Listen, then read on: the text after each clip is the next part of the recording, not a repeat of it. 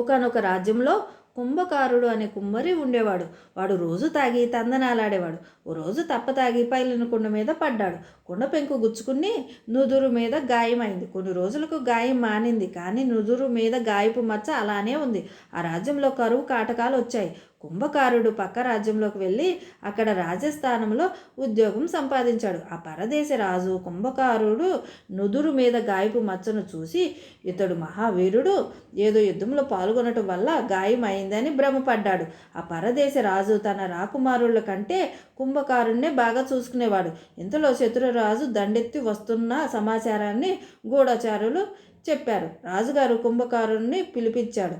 నువ్వు మహావీరుడివి, యుద్ధ సమయం ఆసన్నమైంది, నువ్వే మన సైన్యాన్ని ముందుకు నడిపించి యుద్ధంలో విజయం సాధించాలి అన్నాడు మహారాజు. ఇది విన్న కుంభకారుడు ఆశ్చర్యపోయాడు. క్షమించండి మహారాజా, నేను రాకుమారుణ్ణి కాదు, నేను పక్క రాజ్యంలో తాగుబోతుని. ఓ రోజు తాగి పగిలిన కుండ మీద పడ్డాను, అందువల్ల నుదురు మీద ఈ మచ్చ ఏర్పడింది. మీరు దాన్ని చూసి నన్ను వీరుడు అనుకుని పొరపడ్డారు అని చల్లగా అక్కడి నుండి జారుకున్నాడు. కాబట్టి బాహ్యపు ఆడంబరాన్ని చూసి మోసపోవద్దు.